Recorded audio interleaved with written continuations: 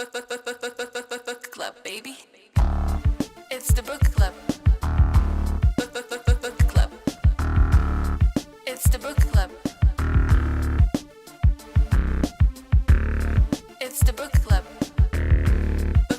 Book Club.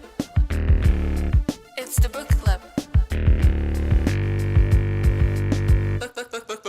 Book Club, baby. Thanks to Christopher Johnson for making this beautiful intro happen.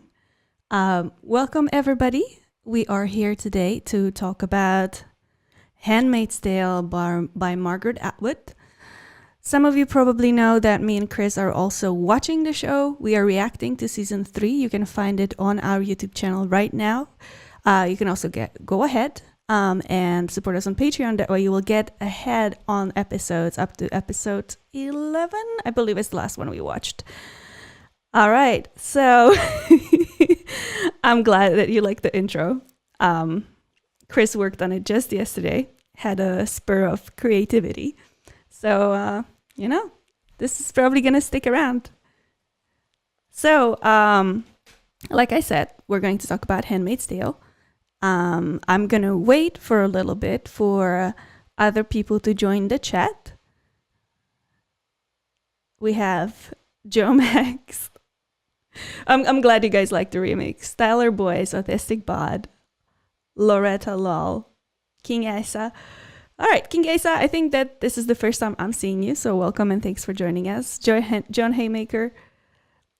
So Navi is currently, she is in Nevada, and this month she just wasn't able to make it, and she also already did a discussion on Handmaid's Tale, so it just didn't make sense for her to come for just this. I hope that she'll join me in the chat. We'll see what happens. But yeah, she wasn't able to make it, but I have some serious notes over here. So I believe that, we're ready to just go ahead and jump right into it. Zdravím Petra Valentu z České republiky. That was a little bit of code for my brother from the Czech Republic. All right, so let's talk about Handmaid's Tale. I would love to hear your guys' opinion in the chat. Let me know if you liked it, if you enjoyed reading it. What do you think? Do you think the show gives the book justice? Feel free to compare and contrast the two. I'm excited to hear your thoughts on that. And as I wait for your comments, blessed be the fruit. May the Lord open, John Haymaker. We're going to go ahead and talk about the story itself. So this book is essentially a transcript of tapes that were found that June recorded, some time ago. We learn at the very end from the historic notes that actually it's been, I forgot, maybe 100 years that this transcript was discovered. And there's a professor who kind of talks about the process of the research of how, who June was, whether she's fictional or not, about Waterford and how they found out his identity and what happened to him. So all that is really, really interesting. And it takes on, it kind of accounts for the fact that handmaids were not allowed to read, or women in general were not allowed to read and write. So, kind of that expression was suppressed amongst many others. But it kind of keeps it faithful to the whole story and the rules. So I found that really neat. It ends it follows story of June, who, kind of lives in a house of Commander Waterford. She's their handmaid. Serena Joy is the same character in the book as well as in the show. We have Nick. We have Moira, we have Janine. There is, I believe, one extra Martha that's not in the show, that's in this book. So the Waterfords have 2 Marthas, and We have Aunt Lydia, of course. And so overall, it kind of goes, the story kind of covers the entire season 1. And it ends with the first attempt of June to escape Gilead, when Nick helps her and then she ends up in that weird storage facility, but we don't even know that. The book kind of ends with the Mayday, when Nick is kind of like, yo, Joe, June, the van is here for you. It's Mayday. And she walks off. And then we never hear or see or know what happens ever again. And it's just up to our imagination, and that's kind of where the show picks up and goes on. So let's see what the comments have to say. Please keep your comments related to the books. I will not be answering any questions about reactions. Not today. Okay, so Until Dawn says, I really enjoyed reading it, but I wish there would be more of an ending. Yes, I agree. It was very open-ended, but at the same time, I feel like the historical notes at the very end really gave it more validity, and it was kind of up to our interpretation. You know, I feel like we all want a happy ending for June, and so it was up to us to create that ending in our heads and use our creative minds. I feel like that was really, really cool. And then I don't know if you guys know that, but there is an updated version. I actually did the audiobook this time, so I did Audible, and they have this updated version with where the historical notes kind of in the book, it ends with, are there any questions? The extended version on Audible goes into the Q&A session, and people ask different questions that are really, really intriguing and interesting. The professor answers. All of that is super interesting. And then there is also an essay attached. It's about 20 minutes long. And that is also very, very, very good. So I would recommend you guys, if you missed that part, it's not that long. It's just going to be the Q&A and then the essay. I would definitely read it or listen to it. It's definitely worth it. All right, let's check the comments now. What did you think of the epilogue, and do you think the show will ever do it for the finale? Toy Soldier. I feel like it would be really interesting to kind of see the very, very finale, to see that time jump and to just see how modern society talks about Gilead and how they kind of reflect on what happened and see whether we've learned anything at all as a humanity. I feel like that's a very interesting concept, and I would be perfectly okay if that was in the series and the finale. For sure. We can definitely talk about a TV show. We are here to talk about both. So we can, contrast, compare, see. We can definitely see involvement of Margaret Atwood in the show. I actually read that she was even part of the show, which I didn't see in season 1. I think that she was one of the aunts in the Red Center. I completely missed it, and I didn't double check if that was actually true. So correct me if I'm wrong, but that's what I read anyway. Frafa says the end made her or him had hope for June.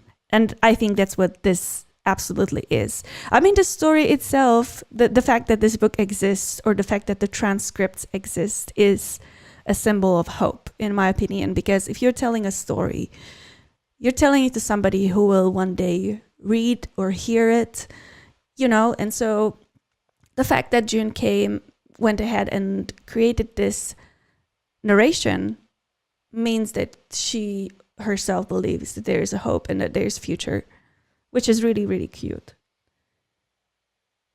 All right. Awesome. I'm glad that there are some people who didn't know about the alternate or the extended version. So please, I strongly recommend it, Until Dawn. Definitely try and look it up, see if you can find it. It's on Audible for sure. So I would definitely, get that and listen to that. It's really, really cool. All right. So the first of I want to talk about the writing as well before we go and dive deep into the characters. So just to see the structure of the book and the way it's written, you kind of have the chapters that have names, but some of them have identical names, and the one name that's always identical is Night. So we can see the first chapter is Night, second chapter is Shopping, third chapter is Night, fourth chapter Waiting Room, Nap, Household, Night, Birthday, Night. So every time the chapters are named after different, kind of like mundane daytime activities. And then you have the night. And so many chapters are named a night. And all of those chapters are, funnily enough, the most innocent parts and the most kind of almost kiddish parts of the book, which is really interesting because, normally you associate night with the terror and the darkness and unknown violence. Here it's the true opposite. So the real horror and everything bad that happens to handmaids or anybody else in the society happens during the day. The salvagings, where handmaids are supposed to punish whoever has done a crime by just lynching. There's state-sanctioned lynching, and the handmaids have to perform that. Those that are supposed to bear new life into the world. It's just all kinds of twisted, and all of that, or the vans coming in, all the hangings. All of this violence and gore happens during the day. And then at nights you have, June and Waterford playing Scrabble. And I found that really, really telling about the whole society, where all the normal things have to be kind of kept under the lid, like playing Scrabble. And the real kind of horrifying rituals take place during the day. All right, let me have a second to look at the chat again.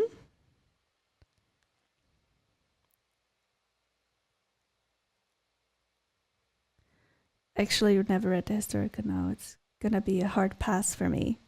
Gary B says that this book is going to be a hard pass for him. I would like to know why. Let me know. I feel like this book is definitely for everyone.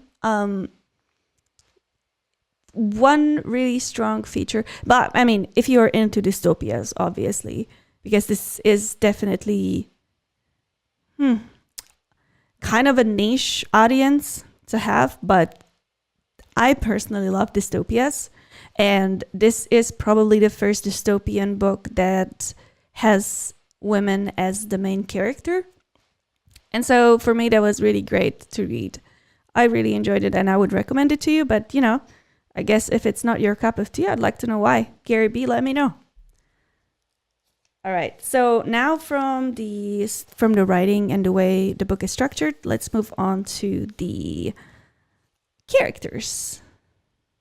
So we have June, obviously, kind of the same character as she is in the show. She has flaws. She's not perfect. She admits her own weaknesses, such as the fact that, she knows that if she was tortured, she would literally say anything. And she would essentially snitch on everyone.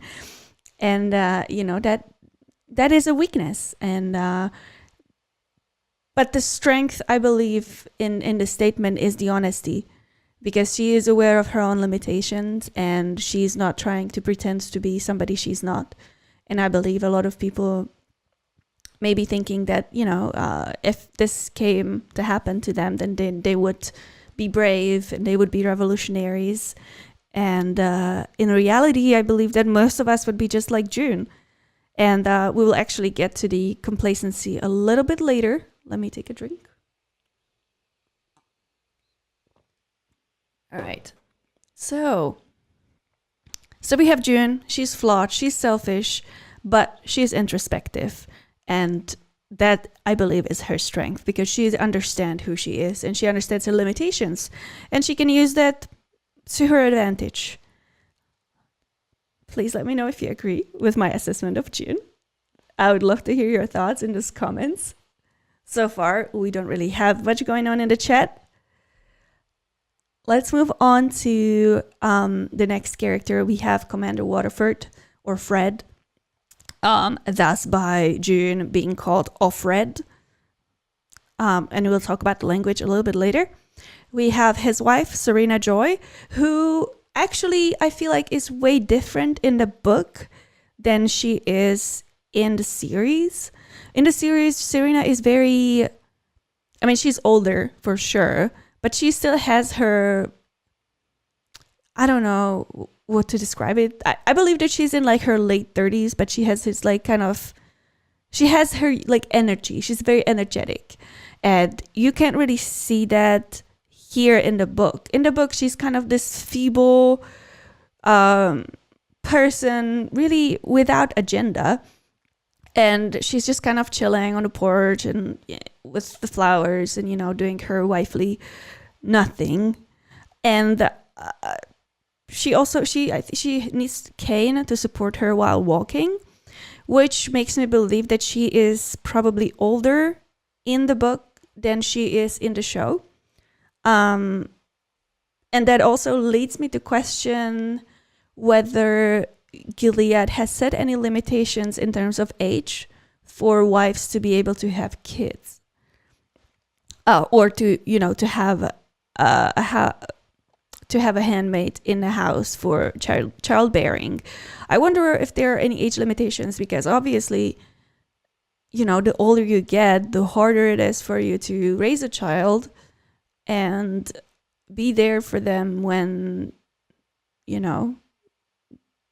as you age, you probably turn more into the child, and your adult then child should be supporting you. So I don't really understand how that works in Gilead, and I'm not sure if they've addressed it. Gilead's only 5 years old, so not sure if they have everything in order just yet. She is strict, she's cruel. Jude describes her as having saggy skin, which might be, again, alluding to her age, but it also might be, unreliable narration from June, because, maybe stemming from jealousy or God knows what. I actually have a little excerpt about Serena on page 46, so let me just get there.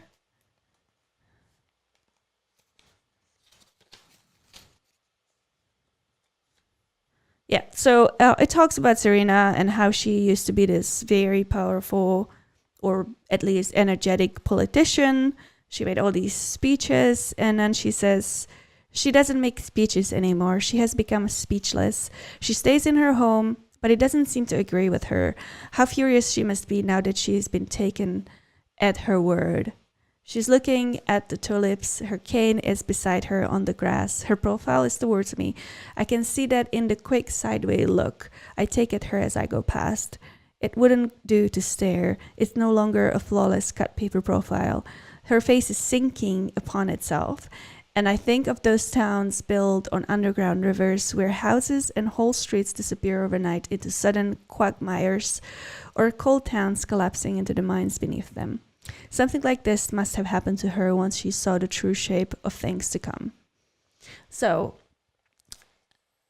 June speculates here on whether the fact that Serena Joy's dreams came true with the foundation of Gilead, she also kind of reaps what she sows, and she becomes powerless by implementing the same things that she was preaching.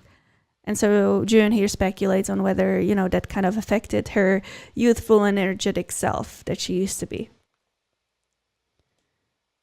All right, let me read the questions here. Do you think if Margaret Atwood had wrote the book during this current administration instead of during the Reagan administration, do you think it would be darker or that the epilogue would have existed? I don't know. Honestly, I don't know. It's hard to tell what if, but I am 100% sure that Margaret Atwood is not happy with what's happening with the world right now, but I kind of feel like it's not she doesn't find it unexpected, because just by writing this book, she's just very spot on with her observation. She actually, I know that she was inspired to write this book upon her visit, or I think that she briefly lived in Europe during the Cold War, when the Iron Curtain was down. And so I remember specifically her saying in one of the interviews that she was inspired by the atmosphere in then communist Czechoslovakia, where actually I'm from. I just never got to live through that era. But, it was kind of like this, where people had very limited expression. There was very little things they could do to change. There was a lot of complacency happening. Everybody was kind of like June. The revolutionaries had to live underground. They had to have their own little coded language. There was no freedom of expression, no freedom of movement, just like in Gilead. It's not like you can leave the country freely anyway. And so that I found very interesting, and that leads me to the conclusion that she'll probably not be happy seeing this. And as a Canadian, I'm sure that she has very strong opinions about this administration. But let's not get too political here. Let me see if there are any more questions. Some people are not very happy with the ending, the open ending, because they like closure. They want some hard answers, which I understand. I usually am the same way. But with this book, I really didn't mind, because it's, the type of speculative fiction where you can draw the conclusion yourself in a way. And I believe that the extended version that I actually got to listen to provided way more answers than if I were to only read this book, the old edition, with just, it ending. Are there any questions? I'd probably not be as satisfied as I am right now.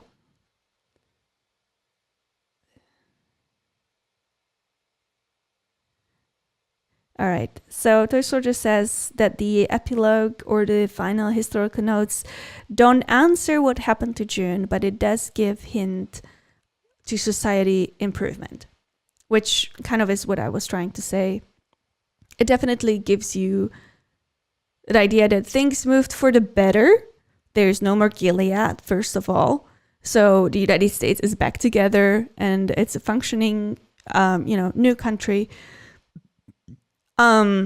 Unfortunately, we can see or hear some of the statements feel a little bit dangerous.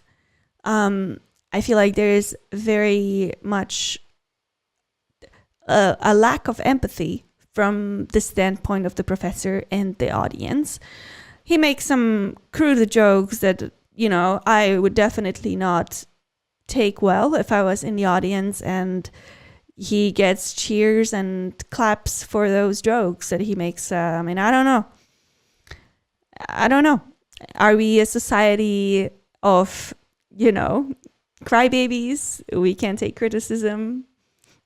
Or are we actually finding our own stands and, raising our emotional intelligence to be able to realize that statements like these are wrong.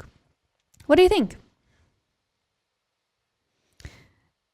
Loretta Law says, I really wanted to know what happened to her kid.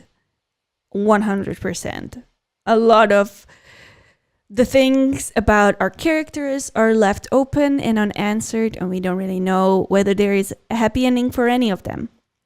In the series, we have somewhat of a happy ending for Moira, who gets out, and the book doesn't really give us that information at all. I guess maybe it's a good thing that there is the show and that it keeps going and that Margaret works on it with the team, the showmakers. So then, you know, the book is kind of like a starting point, if you will. The show kind of takes on and expands the story further. So I believe, you know, if you have all these questions, the show definitely helps.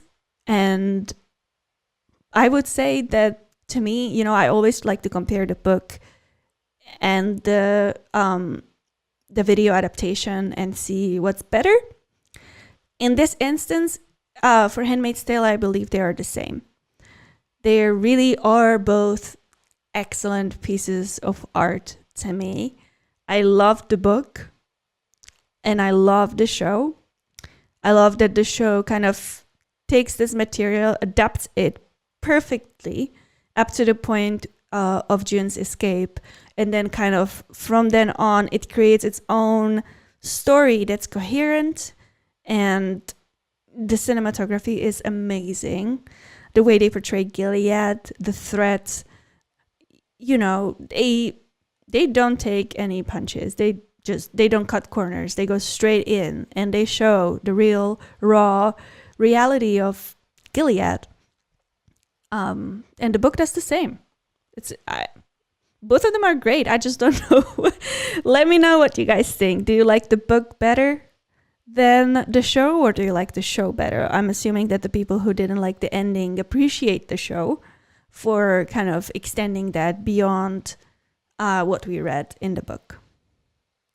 The professor is such a douchebag. Absolutely agree.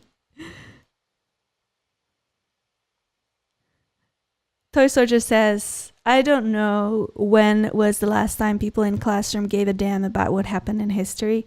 People are apathetic when talking about horrible events like the Second World War, etc. So I think it's spot on how classes would treat something like this, but it is also dangerous because apathy leads to events and history repeating. Definitely true. From what I understood, though, this was not really a class of... It was in university and he was a professor, but I feel like it was a symposium, which means that there were other academics talking to each other. I definitely would expect more empathy and involvement from them. And a kind of like, you know, a general historical awareness. And the fact that that was lacking was terrifying to me. If it was only students, you know, who didn't really give a damn, you know, whatever. That's essentially what would happen anyway. But from the professors, I didn't really expect that. So that was a little disappointing. All right. So we have talked about all these different characters. We have Janine, Aunt Lydia, we have Luke. All of those characters that are in the book can be found in the show, and they are very much spot on. As you know, Janine is my favorite character, and I hate every time she gets the short end of the stick. It's just her every time, and she's just such a bubbly and positive person, and she is slowly but surely deteriorating, and it's really sad to watch. Let's move on to the main ideas and themes. Please, in the comments, let me know what you guys think about the themes of the book and the show in general. What is it trying to say? I will start by saying what I think, and then I'm going to read your thoughts on this, and hopefully we can come to a conclusion. So the first thing that I really like about this book, one of the themes that it brings is and I mentioned this before, the dystopian experience from woman perspective. I love dystopias. My all-time favorites are Brave New World and 1964. And in both of those, you have male characters as the main protagonists. And the women, first off, in the Brave New World, you have kind of a genetically engineered woman who kind of has no agenda, and all she knows, she's kind of designed to only have sexual desires, and she's also very pretty, but there's no substance to her. And Mr. Savage kind of brings him to the point of insanity, because there's no depth to the society once you reduce women to a state like that. In this book, women is reduced to her primary reproductive function, which is entirely different. It's like the outside, kind of the looks don't matter. They literally take handmaid's eyes out or fingers chopped, because those are non-essential things. And, the looks are considered, like, if you take care, if it's important to you the way you look, that is kind of a sinful behavior. It's kind of like you're vain, and God doesn't like vanity or whatever. So they will pluck your eyes out, even though they have to look at your face as they do the deed. And it's just non-essential. Everything is just about the kind of functionality. So that's very different. Those are two different perspectives to look at the women. But my main point is this book focuses on the woman experience, whereas all the other dystopian books that I read do not. So I really like that. The next thing we have is the power of language, where we have, the duality, as I mentioned before, the night and day, man and woman. But then we also have the way they use titles and to strip people of their own identity. Because you have the wives, you have Marthas, you have handmaids, you have women who are sent to the colonies to clean nuclear waste. You have babies also, who are, children born with disabilities or just completely deformed, or they call also angel babies who are born without heartbeat or just born dead.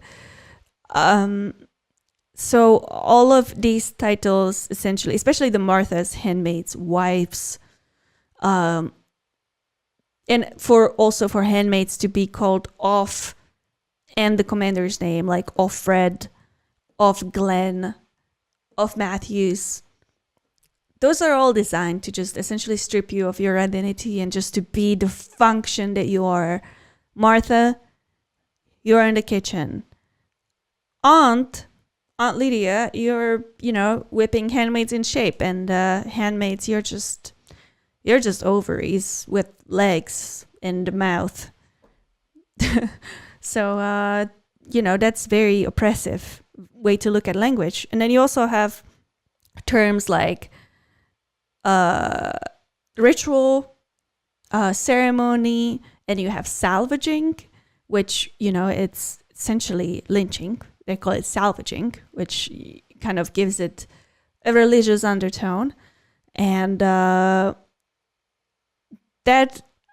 every time I hear something like that and language used in this way, I think of George Orwell's Newspeak, where he, in his books, especially in 1984, he uses Newspeak to just, change reality, where you have 4 and 4, 2 and 2 equals 5, and that like an entire, like, facts, logic, everything we know, reality is just thrown out of the window because you can change anything with language.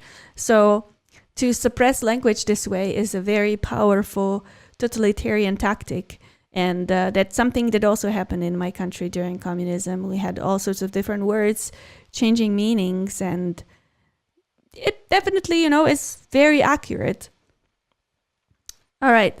So let's talk about the other idea that I think is very important to discuss when we read this book, the idea of complacency in this society.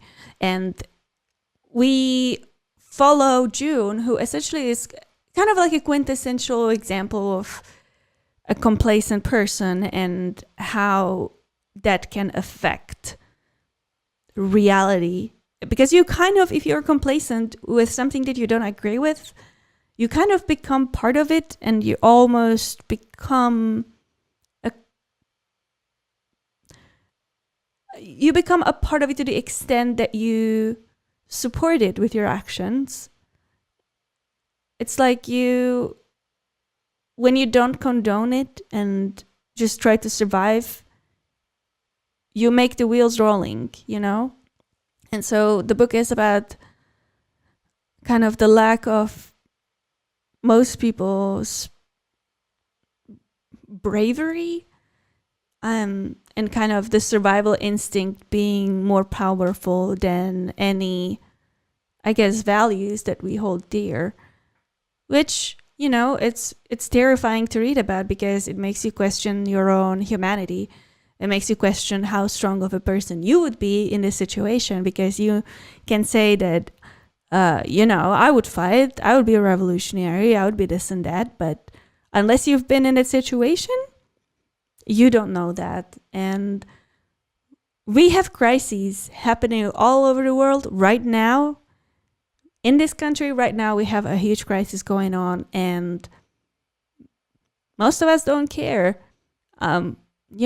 Including all of us, me sitting here and all of you guys with the chat with me. We could be doing something better with our time, and, we could be helping at the border. We could be trying to make change and be vocal about that, but we're not. And it makes us complacent in a way. It's sad, but it's true.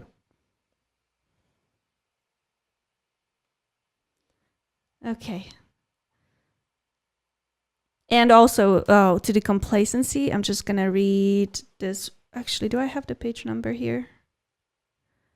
Well, I don't have the page number, but it was the quote from Aunt Lydia that is also in the show. And she talks about something not being ordinary now. So she kind of explains that the fact that we find the salvaging, the hangings, and all of those horrifying things not ordinary is because not enough time has passed. And with them kind of participating on these rituals over time, it will become ordinary and it will become normal and people will get used to it. So they were kind of the generation that could really change things if they spoke up. I mean, it would probably cost them their life, but it would be the most powerful thing they could do. And they didn't do it. And so there you have the ordinary coming with the complacency, the not ordinary through complacency turning into normal. That's what I was trying to say.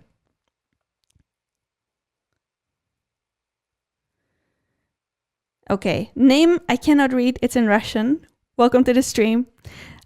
This person says, it's so sad when they mention handmaids that manage to escape, but never manage to live normal lives again.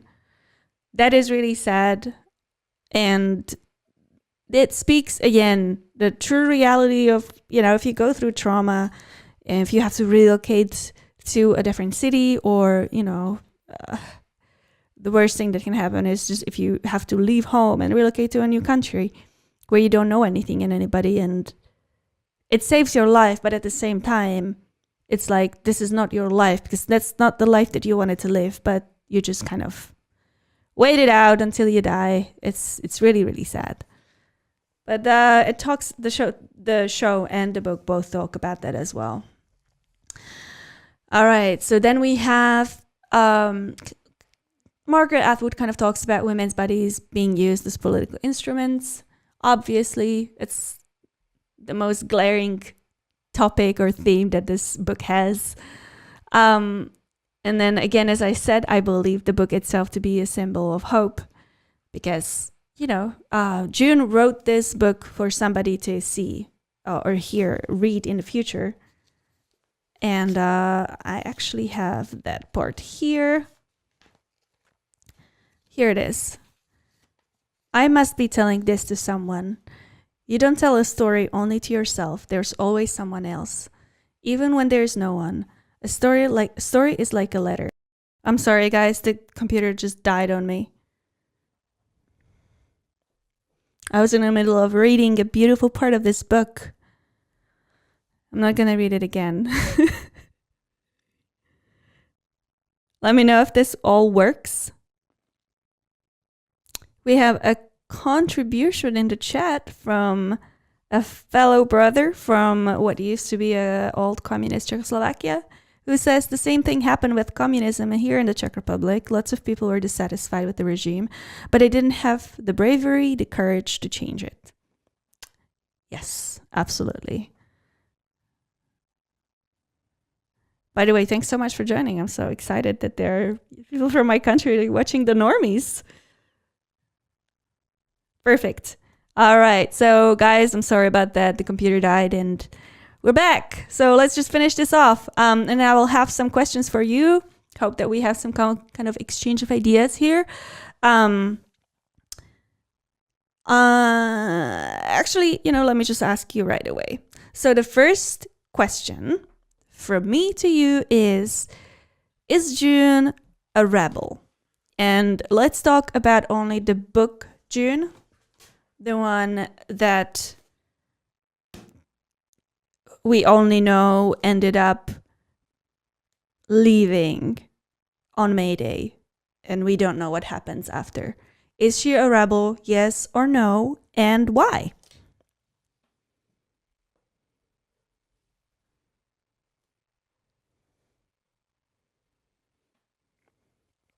Let me know. I don't want to say what my opinion is before I read anybody else's because I don't want my blabber to screw your thoughts. So I'm going to give it a second for you guys to answer.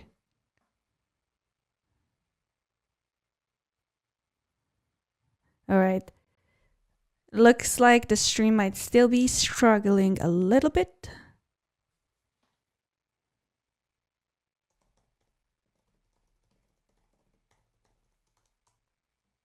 Let me see if I can figure this out for you.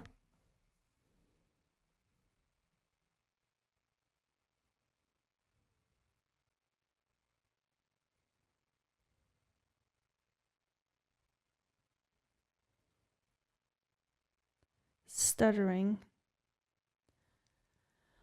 Okay, let me call my assistant for help. Chris? Chris?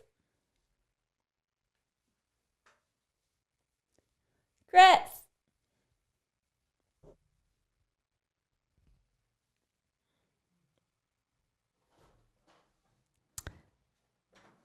Something's wrong.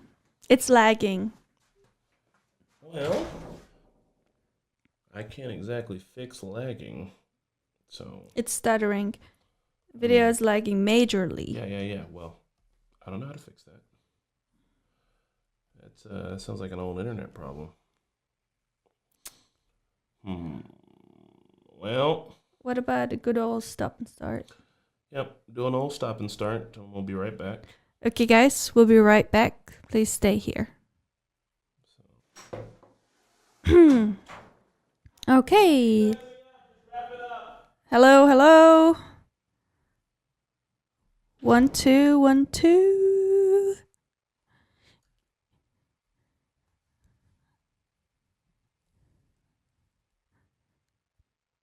How is it now? Okay. Sounds like we're fine. Okay. So I have questions for you guys. This is going to be a wrap up for this book club. I want to hear from you. So please let's answer these questions. My first question for you is June a rebel, in your opinion? And we're talking about the book June. We're not talking about the one in the show who's up to no good at this point. We're talking about the book June, who, as we know, last left on May Day. So that June, is she a rebel? What do you think? Yes or no, and why? I'd love to hear your thoughts.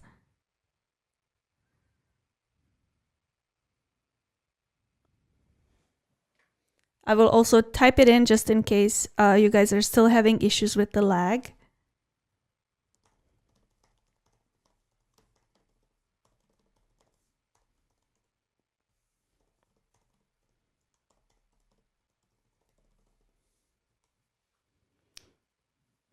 Okay. I'm going to wait for a couple answers because I don't want, my opinion on this to screw you up.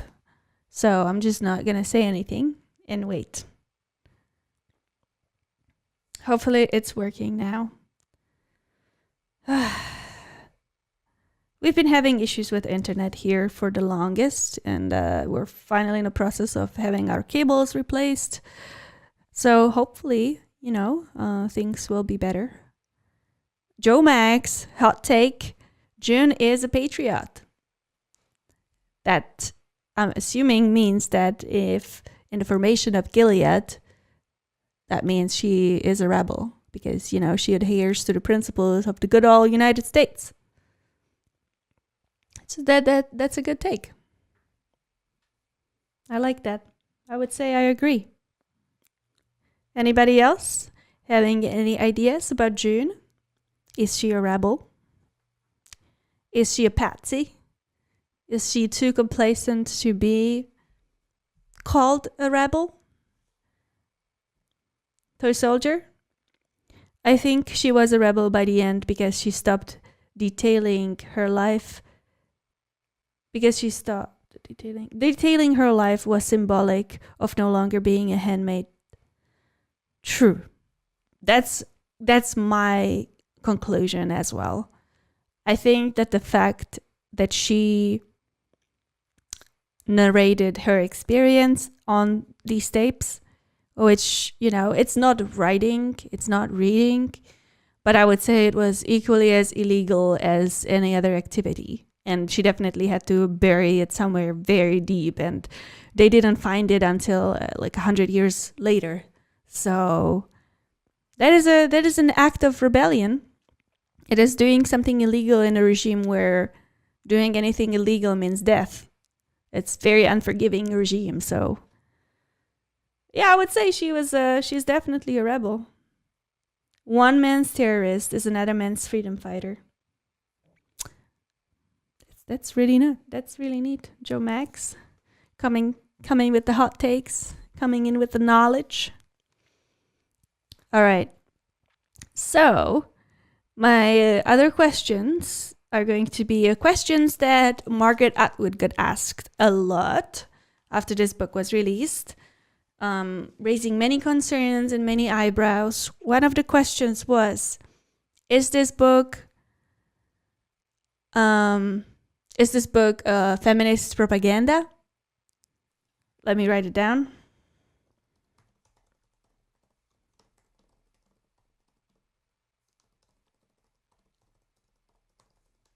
And the second question followed by this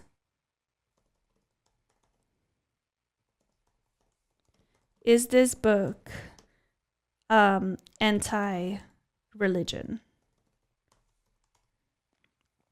These are the two questions that Margaret Atwood got asked the most. She answered in her own ways. You can look it up later after this stream. I hope that it will encourage you to do more research on this title. I'm gonna, give you my take on this as well, but I'm gonna wait again for a little bit for people to explain why they feel a certain way about this book and this story and the show.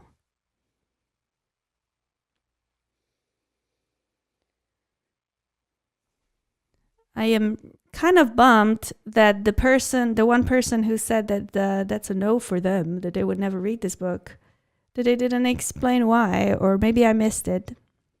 And there was one guy here. I cannot locate him anymore, but he was not very happy with this book. Still don't know why. All right. So, Toy Soldier here saying, I don't think it's anti-religion. It's more anti-extremist than anything. And you know what? You're not wrong. Because I personally don't think this book is anti-religion at all. Because June herself is a very religious person. It was very important for her to have her baby christened and to have this kind of religious foundation in her family. I just don't see how a book would be anti-religion or anti-Christianity if the main protagonist is Christian and she suffers under the regime that is supposedly Christian as well, you know? So that juxtaposition, I feel like it's impossible. And honestly, it was a little terrifying to me trying to find the answer to this question, doing my own little research, when I typed in, is Handmaid's Tale anti-religion? Like the first thing that popped up were, you know, some Christian forums, and everybody was very appalled by this book.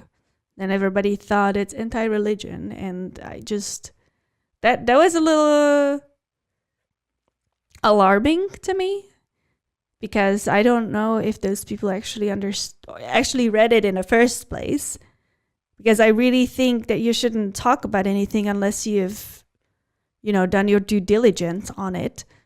But there were a lot of people on the internet who think this book is anti-religion, and I really don't think that those people read it, because I feel like this book, if anything, supports religion, but it explores the options which are there for any religion, whether you have Islam or Christianity, even Buddhism. There are ways to corrupt any system or any belief, any philosophy, and turn it against you. And it kind of explores that. This book explores how religion and philosophy can be turned against you by, you know, powerful, eclectic individuals. Yeah. All right, and let's talk about the feminist propaganda. Toy Soldier says it is not a feminist propaganda. It talks about the dangers of removing civil liberties and seeing equality erode. If you don't feel bad for June and the other handmaidens there, I don't know what to say to you. Yeah, you know, he's not wrong. The only people that suffer in the Gilead regime are... Actually, no, I'll take that back. Gilead is bad for everybody, whether you're a man or a woman, because your wife can be taken away from you if she's fertile. And she can be given to a more affluent commander to be his as he pleases. So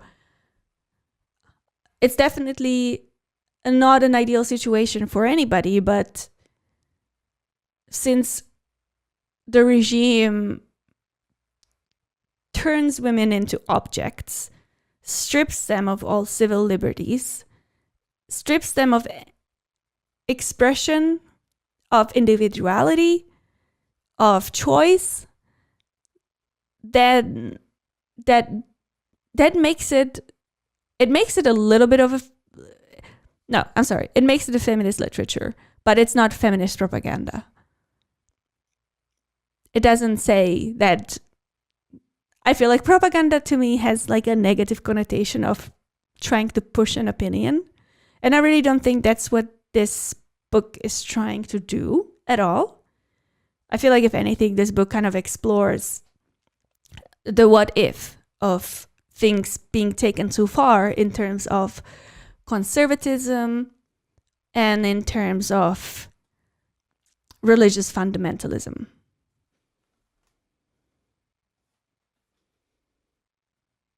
Yep.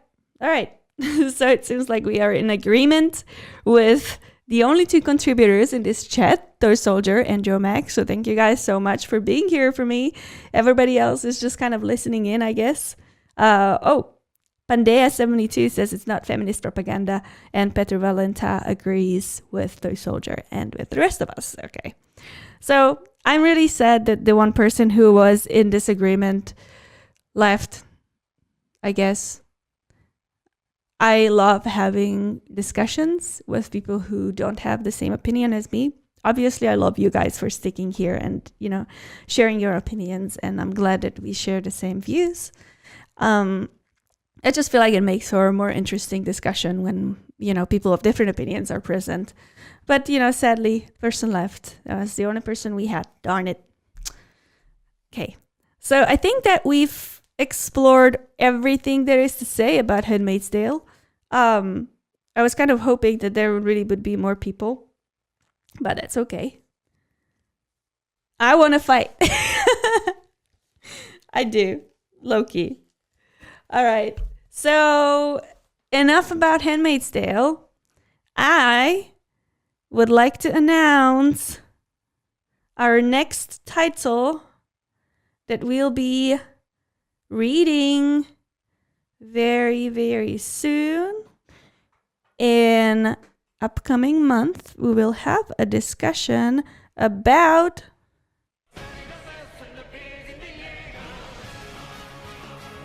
I'm not sure if you can read, if you can hear this. But Chris said this would work. We are going to be reading our first manga in the history of this book club.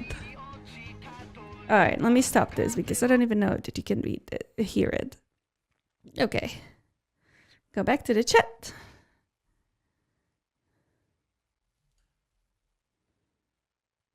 Okay. There it is. Attack on Titan. We're going to be reading up to chapter 90, which should be where we'll get fully caught up with season 3 as it came out. So we will be reading all the way up to that point to have a discussion next month about the very first manga in this book club. I'm really excited. I feel like I am missing out on a masterpiece by just, kind of waiting around for this show to finish, and because they're doing such a great job with the animation and everything else. The story itself is probably the most creative thing I've ever witness. So I'm very excited. I hope you join me. If, you're one of those people who love dystopias, who love Handmaid's Tale, and all the other dystopic genre, books there are. I know this might seem odd, but I feel like this title is definitely for you. It is about a dystopian society, in a way, and it explores it in a very creative way. So I hope you join me for that. Petr Valenta, you should definitely hop on Discord. Everybody, all of you guys are listening. If you're not on Discord, you're missing out on a beautiful community that is here to talk about anything at any time, watch together, play games together, and just be there for one another. Discord is a great place to be, especially the Normies official Discord. If you're not there, join us right now. Just at me. I'm always available to talk about anything you want. And I guess this is a wrap. Thanks again for joining me. Join me next month again to talk about this amazing manga series. We'll be reading up to chapter 90. If you pass 90, I heard there are spoilers ahead. If you don't care about that, if you haven't watched the anime series or are never going to watch it, you're missing out, first of all, but I respect it. Go ahead and finish it all, but our book club will only be talking about the first 90 chapters, okay? All right. So thank you guys again. I will see you next month, perhaps with a Navi, or perhaps with somebody else who will read this with me. All right. I'll keep you guys updated on that, and I'll be posting regular updates on our date and time next month. Hope to see you then. Book club, baby. It's the book club. Book club. It's the book club. It's the book club. Book club. It's the book club. Book club, baby. Thanks to Chris Johnson for this.